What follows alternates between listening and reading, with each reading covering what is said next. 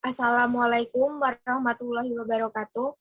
Kami dari kelompok 8 yang beranggotakan Novita Widianingrum dengan NIM 329, Zafarina Harin Widiawati dengan NIM 346, Rizka Ayu Widioleni dengan NIM 348, dan Ajeng Novariani dengan NIM 354.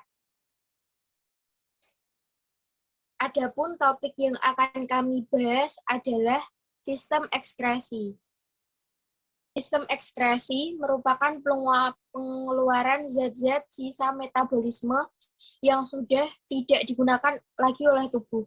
Sisa-sisa metabolisme ini berupa senyawa-senyawa yang bersifat toksik atau racun, sehingga jika tidak dikeluarkan dapat menyebabkan terganggunya fungsi organ-organ di dalam tubuh. Organ-organ yang berperan dalam sistem ekskresi pada manusia meliputi ginjal, kulit, paru-paru, dan hati.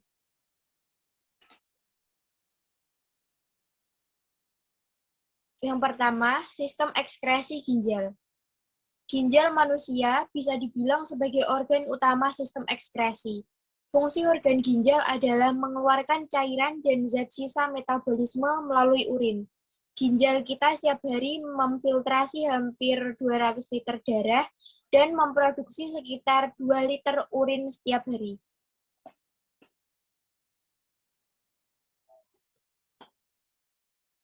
Bagian-bagian ginjal. Yang pertama, kulit ginjal.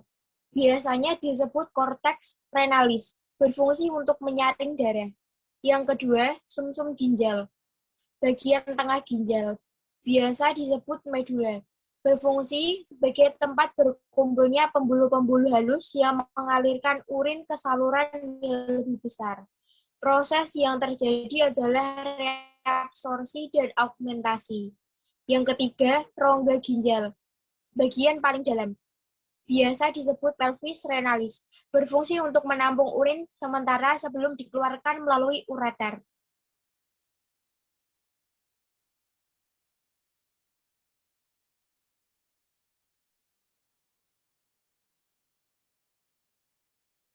Selanjutnya, proses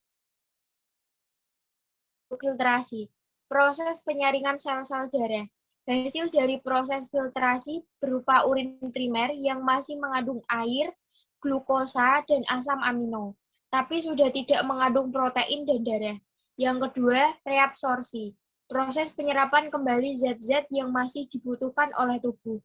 Hasil dari proses reabsorpsi adalah urin sekunder. Yang ketiga, augmentasi, proses pengumpulan cairan dari proses sebelumnya. Hasil dari proses augmentasi adalah urin sesungguhnya. Selanjutnya, gangguan dan penyakit pada sistem ekskresi ginjal. Yang pertama adalah gagal ginjal, merupakan kondisi di mana ginjal tidak berfungsi secara normal, tidak dapat menyaring zat sisa metabolisme, tidak mampu mengontrol jumlah air dan elektrolit dalam darah, dan tidak bisa mengendalikan tekanan darah. Yang kedua, radang ginjal atau nefritis. Radang ginjal atau nefritis seringkali disebabkan oleh gangguan autoimun atau infeksi bakteri yang dapat mempengaruhi fungsi ginjal. Kondisi ini dapat terjadi pada area di dalam ginjal, seperti glomerulus, tubulus, atau jaringan interstitial renal. Untuk penyampaian materi kedua, saya persilakan kepada Zafarina Harin Widiawati. Baik, terima kasih. Selanjutnya, sistem ekskresi kulit. Kulit merupakan lapisan jaringan pelindung terluar yang terdapat di permukaan tubuh. Kulit termasuk sistem ekskresi karena mampu mengeluarkan zat-zat sisa, yaitu cairan berupa keringat. Keringat ini dikeluarkan oleh kulit melalui kelenjar keringat atau glandula sudorifera yang terletak di lapisan dermis kulit. Selain sebagai sistem ekskresi, kulit juga berfungsi sebagai alat indera perasa dan perabe. Kulit terdiri dari 3 lapisan, yang masing-masing lapisan mempunyai fungsi. Kulit terdiri atas 3 lapisan, yaitu epidermis, dermis, dan jaringan ikat bawah kulit. Epidermis atau kulit ari merupakan kulit yang paling luar dan sangat tipis. Kulit ari terdiri atas 2 lapisan, yaitu lapisan tanduk dan lapisan Malpighi.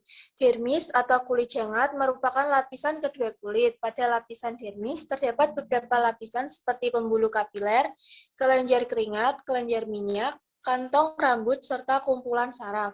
Kelenjar keringat berbentuk sederhana berupa pipa memanjang dari lapisan Malpighi masuk ke dalam bagian dermis. Pangkal kelenjar menggulung dan berhubungan dengan kapiler darah dan serabut saraf simpatik. Dari kapiler darah ini, kelenjar keringat menyerap cairan jaringan yang terdiri dari air. Cairan jaringan tersebut dikeluarkan sebagai keringat melalui saluran keringat ke permukaan kulit. Yang terakhir, jaringan ikat bawah kulit. Bagian ini terdapat banyak lapisan lemak yang berfungsi melindungi tubuh dari benturan, menahan panas, dan sumber energi cadangan. Selanjutnya, gangguan pada sistem ekskresi kulit. Seperti halnya sistem ekskresi yang lain, kulit juga bisa mengalami gangguan dan kelainan sebagai berikut. 1. Kulit kusam merupakan gangguan kulit akibat paparan sinar matahari langsung. Yang kedua, jerawat merupakan gangguan pertama yang paling banyak muncul yang disebabkan oleh aktivitas kelenjar lemak yang berlebihan.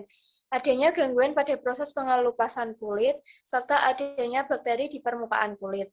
Yang ketiga, eksim. Eksim atau yang biasa dikenal dengan dermatitis merupakan gangguan pada kulit yang disebabkan oleh alergi, stres bawaan, maupun kontak dengan penyebab iritasi. Yang keempat, panu dan kurap. Panu merupakan gangguan pada kulit yang disebabkan oleh jamur yang dipicu oleh tingkat kelembapan. Gejala yang tampak pada gangguan kulit ini antara lain yaitu kulit bersisik, berwarna putih untuk panu, dan berwarna kemerahan untuk kurap. Yang kelima, kusta. Kelainan kulit ini muncul dengan ditandai gejala berupa benjolan-benjolan kecil berwarna merah muda atau ungu pada kulit. Benjolan ini dapat menyebar secara berkelompok hingga ke area sekitar mata dan hidung, serta dapat menyebabkan pendarahan. Yang ketiga, sistem ekskresi paru-paru. Dalam sistem ekskresi, paru-paru berfungsi mengeluarkan karbon dioksida atau CO2 dan uap air atau H2O. Paru-paru berfungsi sebagai pertukaran oksigen dan karbon dioksida yang tidak dibutuhkan oleh tubuh. Selain itu, fungsi paru-paru ialah menjaga keseimbangan asam basa tubuh. Bila terjadi acidosis, maka tubuh akan mengkompensasi dengan mengeluarkan banyak karbon dioksida yang bersifat asam keluar tubuh. Baik, selanjutnya akan dibacakan oleh pemateri yang ketiga. Kepada Rizka Ayu Widialani, saya persilahkan. Selanjutnya, gangguan pada paru-paru. Yang pertama, asma atau sesak napas, yang disebabkan oleh alergi terhadap benda-benda asing yang masuk ke hidung. Yang kedua, kanker paru-paru, disebabkan oleh kebiasaan merokok atau terlalu banyak menghirup debu asbes, kromium, produk petroleum, dan radiasi ionisasi yang mempengaruhi pertukaran gas di paru-paru. Yang ketiga, emifisema, penyakit pembekakan alveolus yang menyebabkan saluran pernafasan menyempit. Yang keempat, pneumonia, infeksi yang menyebabkan kantung-kantung udara di dalam paru-paru menjadi meradang dan bengkak. Pneumonia seringkali disebut dengan paru-paru basah, sebab pada kondisi ini paru-paru dipenuhi oleh cairan dan atau nanah.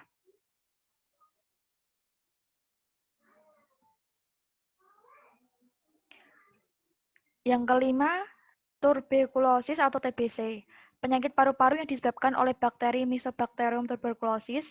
Bakteri ini tidak hanya menyerang paru-paru, tetapi juga bisa menyebar ke bagian tubuh lain, seperti tulang, kelenjar getah bening, sistem saraf pusat, dan ginjal.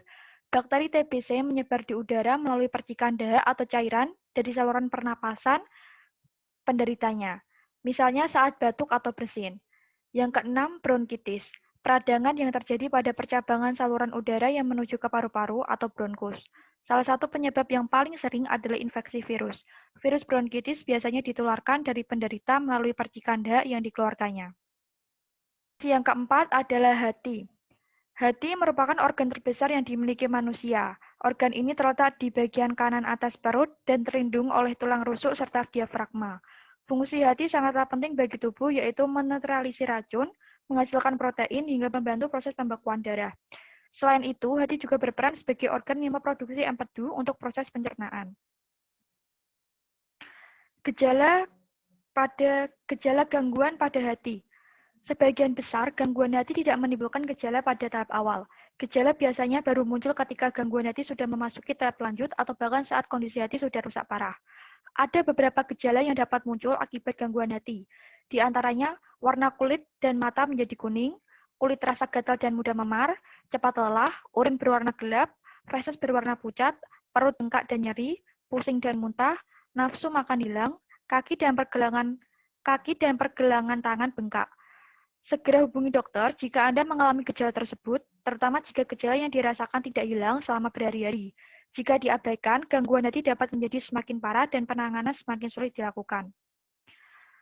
Penyebab umum dan faktor risiko gangguan hati. Gangguan hati dapat disebabkan oleh beberapa faktor. Yang pertama adalah infeksi virus hepatitis, seperti virus hepatitis A, hepatitis B, dan hepatitis C. Penularan virus hepatitis B dan C dari ibu yang menderita infeksi kedua virus tersebut kepada janin. Kelainan genetik, kanker, penimbunan lemak atau perlemakan hati, dan gangguan sistem imun. Selanjutnya akan dilanjutkan oleh Ajeng. Kepada Ajeng saya persilahkan.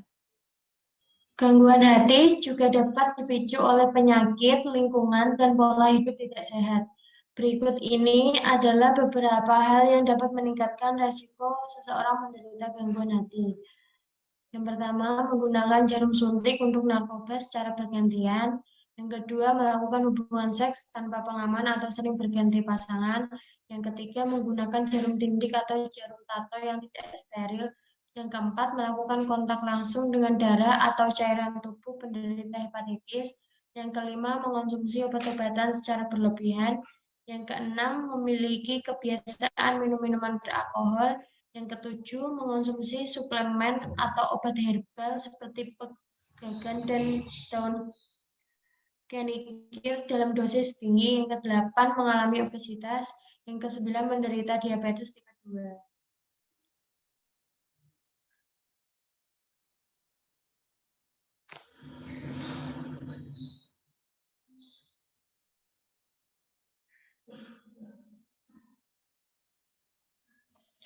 Jenis-jenis gangguan hati. Berbagai macam kondisi dan penyakit dapat menyebabkan gangguan pada fungsi hati.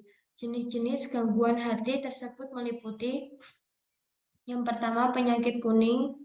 Di Indonesia, kondisi kulit dan mata yang menguning dikenal dengan penyakit kuning. Padahal kondisi ini sebenarnya merupakan gejala dari gangguan hati. Penyakit ini disebabkan oleh kadar bilirubin atau pigmen empedu dalam aliran darah yang melebihi batas normal. Tingkat bilirubin menjadi tinggi karena adanya kelainan sel atau peradangan pada hati. Yang kedua, kolestasis. Kolestasis terjadi ketika aliran cairan empedu dari hati berkurang atau tersumbat. Cairan empedu dihasilkan hati guna membantu proses pencernaan. Aliran empedu yang terhambat ini dapat menyebabkan penumpukan bilirubin dan memicu penyakit kuning. Yang ketiga, sirosis. Sirosis merupakan kondisi terbentuknya luka atau jaringan parut di hati yang bersifat kronis. Kondisi ini dapat menyebabkan kerusakan hati yang sulit diobati dan memicu kegagalan hati. Kebiasaan minum-minum beralkohol dan infeksi virus hepatitis merupakan penyebab paling umum. Yang keempat, hepatitis disebabkan oleh virus hepatitis A yang dapat menyebabkan peradangan hati. Cara penularannya adalah melalui feses, air, dan makanan yang terkontaminasi virus tersebut.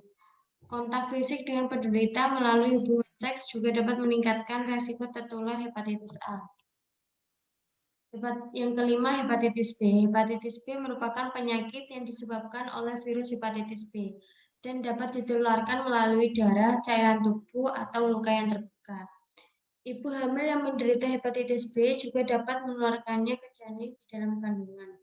Hati yang terinfeksi virus hepatitis B akan mengalami luka, kegagalan hati, dan bahkan kanker jika tidak ditangani secepatnya. Yang keenam, hepatitis C. Jenis hepatitis ini disebabkan oleh virus hepatitis C yang dapat menyebabkan organ hati mengalami pembekakan. Hepatitis C yang bersifat kronis bisa mengakibatkan sirosis, kegagalan hati, dan kanker hati. Yang ketujuh, perlemakan hati atau fatty liver. Sesuai dengan namanya, karakteristik penyakit ini ditandai dengan terlalu banyak lemak yang tersimpan dalam hati. Akibatnya, hati mengalami peradangan yang dapat berkembang menjadi jaringan parut permanen. Pada kondisi kronis, hati berisiko mengalami sirosis dan memicu kegagalan hati. Perlemakan hati bisa dipicu oleh konsumsi minuman keras, alkoholik fatty liver, atau sebab lain. Non-alcoholic fatty liver disease atau NAFLD, seperti diabetes dan obesitas. Yang ke-8, kanker hati. Kanker hati terjadi ketika sel hati mengalami mutasi sehingga tumbuh secara tidak terkendali. Dalam beberapa kasus, infeksi kronis akibat virus hepatitis B dan C bisa menyebabkan kanker hati. Selain beberapa penyebab yang telah disebutkan di atas, gangguan hati juga bisa disebabkan oleh infeksi bakteri, toksin atau racun, dan kelainan genetik. Pengobatan gangguan hati tergantung pada jenis penyakitnya. Beberapa gangguan hati dapat diatasi dengan mengubah gaya hidup, seperti berhenti mengonsumsi minuman beralkohol, menurunkan berat badan, serta menerapkan kebiasaan hidup bersih dan sehat. Konsumsi obat antivirus diperlukan jika gangguan hati disebabkan oleh infeksi virus. Namun jika sudah mengalami sirosis, hati yang rusak tidak dapat disembuhkan. Upaya pengobatan tetap bisa dilakukan dengan memantau perjalanan penyakit dan menekan risiko komplikasi. Pengobatan untuk penderita gagal hati kronis dilakukan dengan operasi untuk menyelamatkan bagian hati yang masih berfungsi.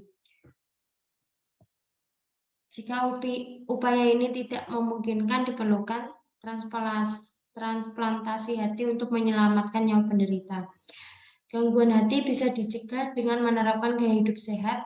Selain itu, hindari kontak langsung dengan darah maupun cairan tubuh penderita hepatitis.